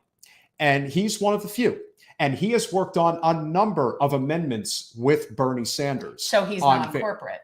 He's corporate, but he's not completely bought off. Rand Paul and Bernie Sanders are the only two who don't meet with those at all. And so I think what we've learned here this evening is we do need to make a conscious effort to have more of these conversations, because if we do, what we're also going to do, which is one thing we mentioned with the Colonel, is the conservatives. And it's not even conservatives. And yes, Chris, you're absolutely right. Tribalism is the enemy. Yes, it is. One thing that we are not seeing right now is we are not seeing the movement in the GOP to elect non-corporate conservatives to elected office. Because the truth is, we'll platform you. We will be more than happy to do that. And no, Matt Gaetz does not count. Sorry. He likes to say that he's non-corporate. He's corporate. Yeah, when you've got, listen, his daddy is the corporate. When you've got all of daddy's money, it's not very hard, baby. That would be like one of the Trump kids saying, I'm not taking corporate money. Thank you, Captain. Absolutely. And we are definitely progressive politically, but we're also libertarian politically. So we don't want to be pigeonholed into one specific area. There's absolutely no point in doing that. And so if you guys have recommendations, if there are others that you would like to see, by all means, please recommend. We do know other people that were out there. Look, again, we're not, we're not going to have Don Jr. on our podcast. No. Not that he would even come on. We're not big enough for him anyway. Why would we do that? But again, like I said, I think that there are conversations to be had that I think could be very productive. And I think that this is one of them. I think this is actually one of the most productive conversations we've had, period. And again, the beauty of it is that we were having it with somebody who doesn't necessarily agree on a lot. But you know what? Colonel was not that far off on universal health care. No, not really. He wasn't. No, he gets it. But then again, that's a military thing because he's had VA his whole life. Mm-hmm. And again, it also speaks to what I also think was a big issue that we didn't touch upon tonight, but we'll touch upon definitely on our next show. And that is this idea that one of the reasons, and again, I'm sure if we were to have had the conversation with Colonel Maness about the Green New Deal, it probably would have been more about the bureaucracy that is within that policy. And that makes sense. If we were to move to a clean energy grid, we would never have to worry about pipelines in Asia ever again. We would not have to worry about whether China or Russia is getting in the way of our oil, and we would never have to deal with Saudi Arabia again. Right. That nation that cuts people's heads off. Right. And so that is something that I would think that conservatives would appreciate is the self-sustainability aspect. I think that would be something that, they would kind of be behind. Absolutely. 100%. Yes, that's true. And I hope you guys will share this interview. I think it was definitely one of the best ones we've done. And you say that all the time. Well, no, but this was really good. You say that everything just like that. Listen, we were going to talk for 45 minutes and we talked for almost an hour and 10 minutes. No, he was great. So I think we definitely learned a lot. And again, yes, and there are obviously issues with the VA. And so what we talked about is that we don't want a government-run healthcare system. No. We want a government-funded healthcare system where basically we decide where our tax dollars go. And so cutting out the for-profit middlemen in between us and our doctors is that is the end game. And I think if more conservatives heard that message, they would agree with it because it's true. And more than anything else, what does universal health care do? It is a massive cost saver, massive in the trillions of dollars. That's why you always have to ask yourself, why do they spend so much money on Capitol Hill lobbying on behalf of private insurance and big pharma? Because they know that what they're offering is BS. It has no value. In fact, it's only hurting us. How about the fact that he supports Julian Assange? No, that's good. But you know what? Once he was talking about like the Constitution and civil liberties, I'm like, okay, well, let's see if he's consistent. And he was consistent. And you know what, guys, at the end of the day, he had his reasons for supporting Trump. And that's that. 75 million people voted for him. For whatever their reasons were. And honestly, you're never going to get the same answer from everybody. And he just stepped out of the party against something that Trump was backing. And so this is someone who thinks for himself. And so, and I will leave you guys with this. And I think this is the most realistic way to look at this. As bad as Trump is, and as much as people hate him, there are that many more people that hate the bureaucracy in DC even more. Right. So think about how bad Trump is. That DC bureaucracy is even worse. And that's it. So, of course, it is Wednesday. So, we do have some news. Yes, we do. We obviously have some news. Some good news. Well, the court did uphold that the murderers, and that's what they are. Well, this is not. You don't know what this is, though. You're not really understanding. This was that they were now convicted on the federal hate crime statute. They already have their state convictions and they're already going to prison. But this was also them being convicted on the federal hate crime statute, which of course adds life sentences. Well, they haven't been sentenced yet, but it could be, which really is not the point because these are people that are never going to see the light of day again. Well, the third guy might, but I don't think so. Because I don't think that the guy who was driving the truck, you mean? Right. Like he's the only one of the three. He's the only one that could even get paroled. But I don't see them living that long. I forget what the saying is, but it's basically like play stupid games, get stupid prizes. Yeah. So that's basically. But I was pleased. And if for nothing else, to me, this just mattered that even though it obviously doesn't change their sentence situation, that this happened. So I'm glad they were found guilty on all counts in their federal hate crimes trial. I believe that third guy was originally seeking to do a plea on one of those. And the reason he was seeking to do a plea, and this is why people are like, why would you do a plea? You're already doing life. Like, what? Because he would be able to get 30 years in a federal facility, which would be a lot nicer than where he's going to be. And then at that point, be transferred back to the state for state custody to serve the remainder of what was owed on that. But it would basically get him out of the state system for that amount of time. So I think that was what the deal. Thank you, Blue. Means a lot. Thank you. Really appreciate it. I appreciate that. USC's continued rise in maternal deaths and ongoing inequities, the CDC reports. Yeah. So this is something that's really infuriating to me because we're constantly having the discussion about single payer healthcare.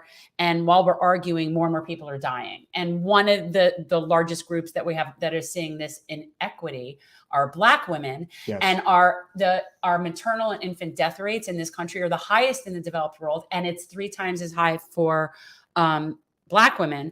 So there has been a slight rise in the number of women dying due to pregnancy or childbirth each year in the United States.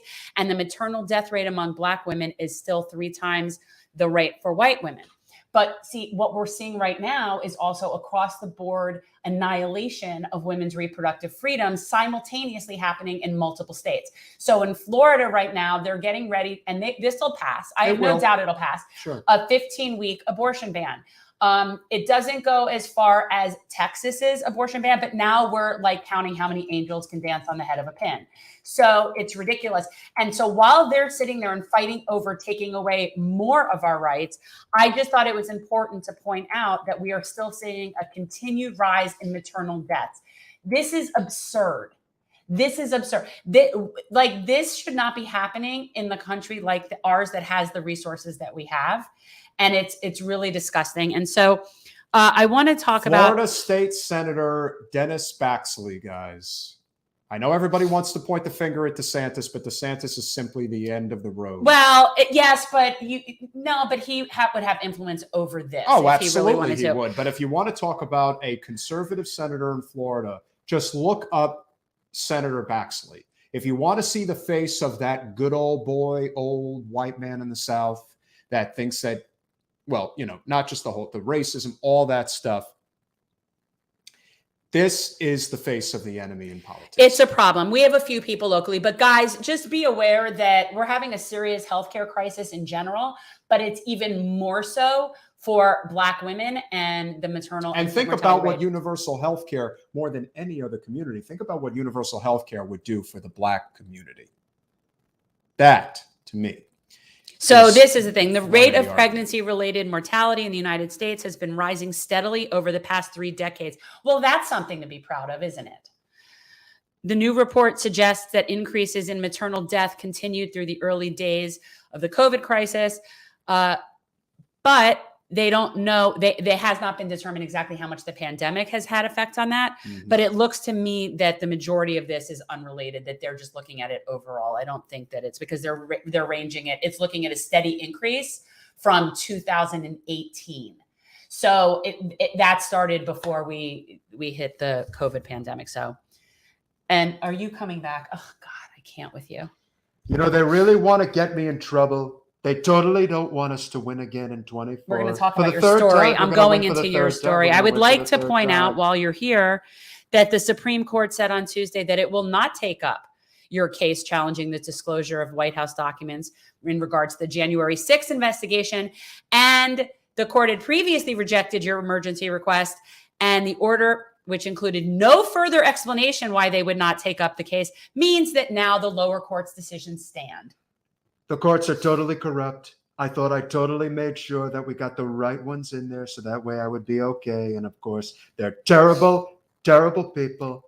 They don't care about justice. So you're just closet Democrat. They're dinos. You're going to have to turn over your documents about January 6th. I flushed them down the toilet. I'm sure you did. I'm sure you did. You can't find them. Totally gone. And we're going to win this case. And you lost it. It's over. No, I'm totally winning, and I'll tell you why I'm winning. Because there's this wonderful thing in the Constitution. It's in the Bill of Rights, Jen. It's really great. It's called the Fifth Amendment. I was told about it. It's really great. And when you take the Fifth, They can't punish you. Yeah, your wonderful Fifth thing. Amendment Really rights went great. out the door with That's the what I'm gonna Patriot do. Act. No, I'm totally doing that, and it's going to be great. Oh, We're going to win again. They can't stop us. Believe me. Okay, so let's go here first. U.S. Supreme Court officially ends Trump's recent legal fight to block document turnover to the January 6th probe.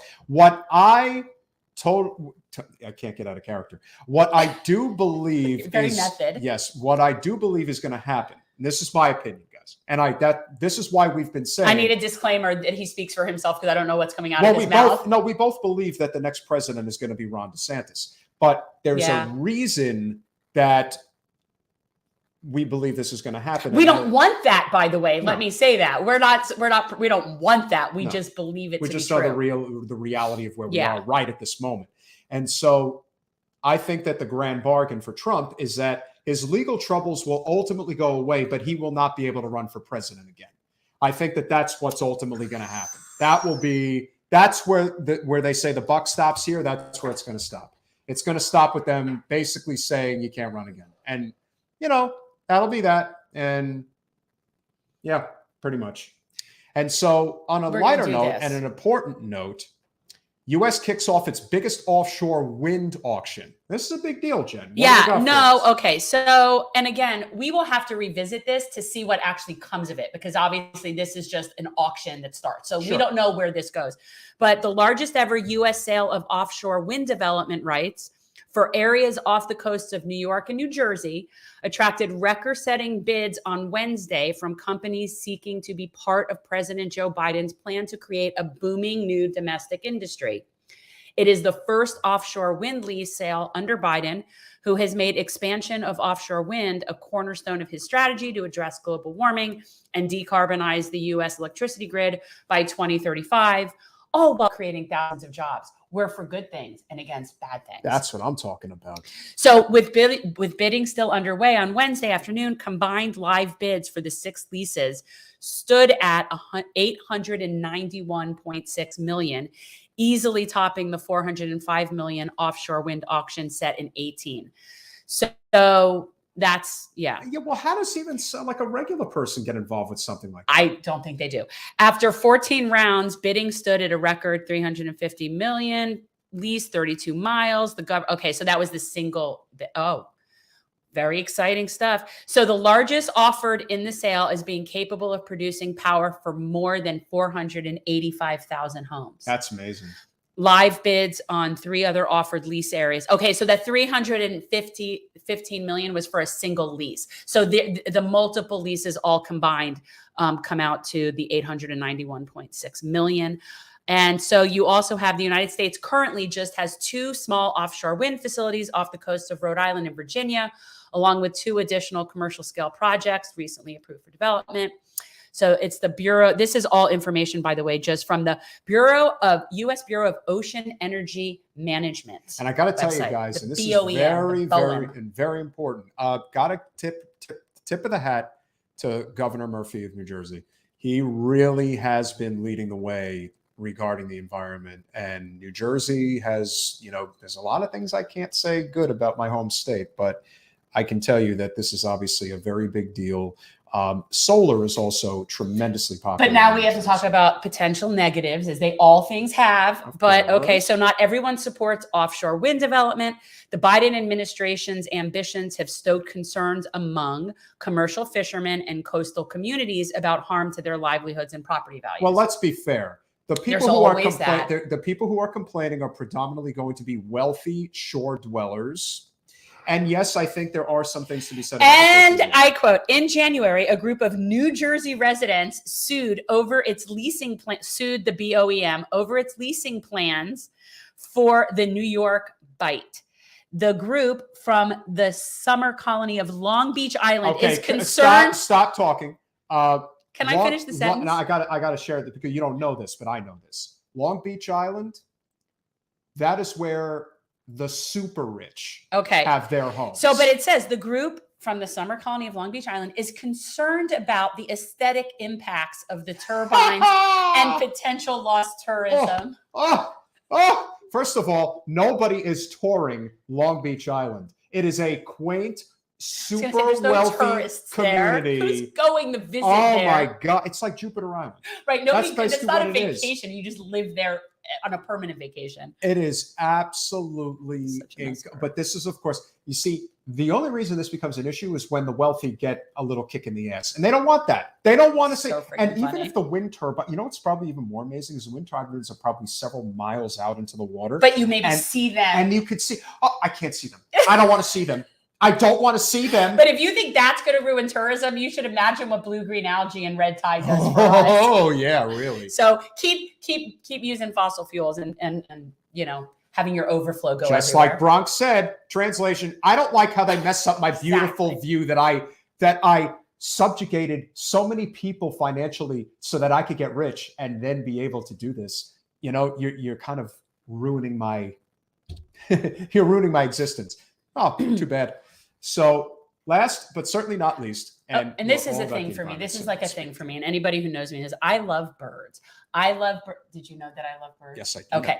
I love birds. And I specifically love raptors. Bat falcon. I specifically love raptors, birds of prey. I'm obsessed with them. I count osprey every day. I see at least 2 a day driving to pick Wasn't up Jurassic Park a great movie? Yeah, it was. I love osprey. So I am a bird of prey lover in general. So this was, this of course caught my eye. So apparently a bat falcon, which is not a species that I am familiar with, has been spotted for the first time in the United States. Birders have been flocking to Texas over the past few months to lay eyes on our first ever recorded bat falcon, which is a bird that normally is only in Mexico and Central America. So this is what concerns me, people. As fun as that is for us to be seeing a bat falcon, which is really cool, just that it's like 2 superheroes combined into one. It's a bat falcon. Like, that's just really cool. If it's where it ought not to be, there's probably a reason that involves human-induced climate crisis as to why it is where it ought not be. So while I'd be very happy to see a bat falcon, it makes me concerned because critters don't usually just appear places. They appear places when their food runs out, the temperature's changing, they're not able to mate, they're not able to do whatever it is they need to do. There's no food where they need to, so I don't know. It concerns me, but yet look at that thing. I mean, the picture of beautiful the picture of the bat falcon is just really, really cool. Speaking of bat, so Batman's coming out. This is the problem. So why the bird has ventured so far north is a mystery. But the U.S. Fish and Wildlife Service wrote in a Facebook comment that the species range definitely seems to be expanding, and we don't know why. It's not good. No. That's the thing. I'm sure there will be research done on this and they'll look into it, but it's not good. I find it hard to believe that a few years down the road, they're going to say, yeah, it turns out they were doing it because they just felt like it. They just wanted to go a little bit further north. It was all good. It's not good. It's just not a good sign. Roger, thank you as always for the support. Yes. Just wanted to, obviously we didn't get an opportunity to put your message up. Weed legalization started in the States with the first 8 being BI states. Do you know what that means? Ballot initiative Ballot states. initiative states. I should have known that. Well, forgive me for not knowing that. Seriously. Yes, majestic. Yet no ballot initiative state outside of Washington and Maine, where Maine got moved to 2023, is running Medicare for all. That's a very good point. Very good point, Roger. And of course, well, wait a minute. No, because whole Washington. Yes. Well, they're working on it. Right. They got to get the ballot signatures. Yeah, but that's a ballot initiative state, Yes. and they are doing that. That's going to be a big one if they can figure it out. So that's a big deal. Or did he say no state but Washington and Maine? Maybe that's what he said. Yeah, I think. Okay, Yeah, misread that. Sorry. Misread. Okay. So what do we have coming up? What do we have coming up? I don't know. I don't see anything. Well, you and I have that thing tomorrow night. Yes, we've got an event in Miami tomorrow night for Northwestern University. Could be a good business opportunity for me. We'll see. Maybe for you too. Yeah. Maybe for both. We'll see. I made a donation on our behalf so that we could eat freely and I won't feel bad. Oh, that's wonderful. I'm sure the food will probably be good at this event. But what do we have? What do we have coming up? Oh my God, I have a Donovan Frankenreiter concert on Saturday. That's what I have. And if anybody is down here and you like Donovan, you will see me at the Culture Room. Well, that'll be fun. Also, guys, remember, if you can, We do not take a salary. Everything that we do goes towards local community efforts or national efforts, non-corporate efforts specifically, and non-corporate candidates. You don't have anything on here, but that doesn't mean, because I know that we have Tom Hartman coming. Patreon.com/generational change. Yeah, guys, be a patron if you can. $5 a month. It really helps. It helps us be able to like keep things going, fix things that get broken. So we don't have a guest for Monday yet? Well, not on here, but you also don't have Tom Hartman, and I know he's our guest on you said on the 2nd. I guess I'm going to have to send it to you again. I apologize. Well, no, it has nothing to do with sending it to me. It's not on the calendar. You didn't do it, but if it's on your calendar, it works. Guys, Tom Hartman is going to be joining us on Wednesday, March 2nd. Love having him on. He is one of the original good. He's been fighting the good fight for basically forever. He really has. So I love Tom Hartman, and we're going to be talking about his book, which is another in his Hidden History series. And this one is the Hidden History of Big Brother in America. And I'm almost done with it. I'm not sleeping well now, by the way. And so Jason, I do audiobooks. Let me tell you. So some of it's really scary. Like some of it we knew, and I'm sitting there and by the way, if Tom says it, he's researched it thoroughly. Oh yes. He's researched it very thoroughly. Whether or not you agree with Tom politically, philosophically, anything, he is as thorough as anybody I've ever seen. So I'm listening to this book, and I'm listening it in my room, and Jason's overhearing some of that, and I wasn't knowing that he was really listening. And he sits up and he looks at me and he's like, "Yeah, I'm not going to sleep tonight." And he wasn't even aware that he was like following I just got to point this out. Steve, friend of the show, appreciate your support. I am not talking about Long Beach, New York. I'm talking about Long Beach Island, New Jersey. That is what I'm talking about. Okay. Two completely different places. Yeah, you're wrong. We're talking Jersey. Yeah. So what do we have coming up on Monday?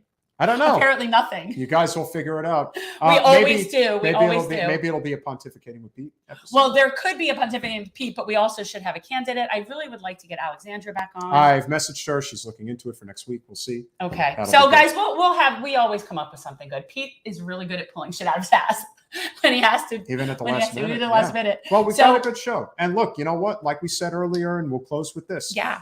Nick Brana, if you want to come on, of course, we'd love to have you on. You have your right to have your say. Like I said, the things we talked about tonight had nothing to do with your accusations or any of that stuff. None of it was personal. With the state of the People's Party, why candidates haven't been run, and what's happened. And quite honestly, these were not grievances of some like person that's been personally aggrieved. Like this was someone just talking about that they were disappointed from it not going where they wanted it to go. And I think, John, you had asked what Renee was. I believe that she was one of the central volunteers. Was it in New York? Is her location for that group, and really trying to get the one in New York State up and running, and one of the core people of that, and was having a lot of trouble getting any sort of support from national. And that's all she was talking about. This wasn't personal. It's not punching down. We would love nothing more than a third party that really has a plan and really has a blueprint and is really working it. Suggestion, guys, I think it really is time to have a heart-to-heart with people who are involved with the Green Party, because the only thing that I could potentially see in regards to the Green Party— You could have brought this up with Renee. I could have, but again, here's the thing about the Green Party. The Green Party actually has ballot access. We can read a letter from Jill. Let's save that for Monday. Are you sure? Yeah, let's save it for Monday. But it could be very timely. I'm sure. Yeah.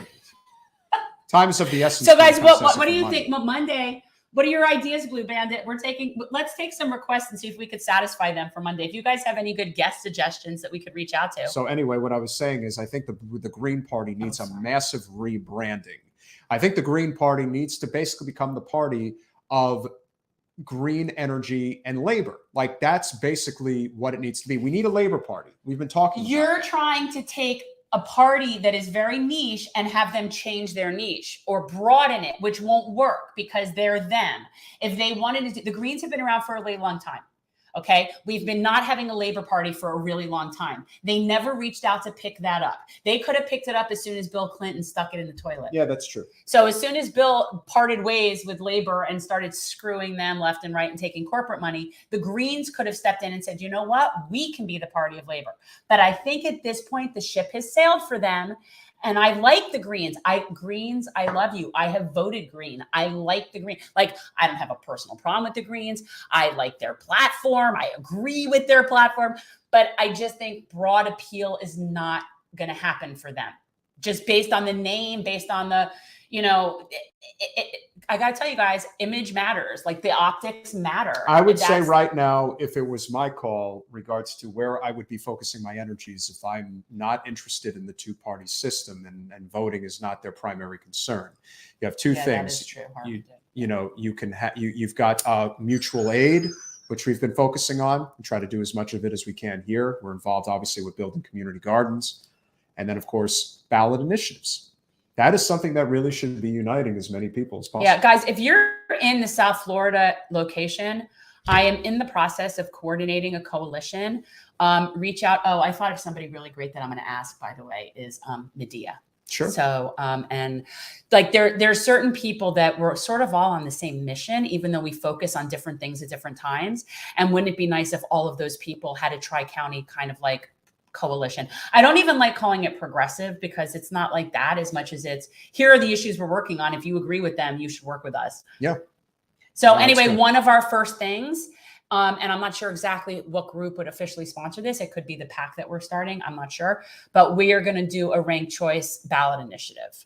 That is something that we are working on here, and we're going to start. John, great to see you. Hope everything's well. Yes, the fight continues. And New Jersey's got a lot of problems, especially when it's home of some of the biggest pharmaceutical giants. Hi, John. Have we met? Do I know you? John, I don't know, because I met him in New Jersey. Oh, okay. So good people with Our Revolution, New Jersey. Really good guy. I love the Our Revolution guys. The local chapters, yes. Oh, yeah. No, our central group is great. Yeah. Like that's what I'm talking about. I don't know anybody nationally involved with that now. No, but unfortunately, that's what happens. So we'll definitely have to have a candidate come on Monday. We'll get somebody good, guys. Any requests before we go? No, all right. No, but we will see you guys next week. Be well. Take care. Bye, all.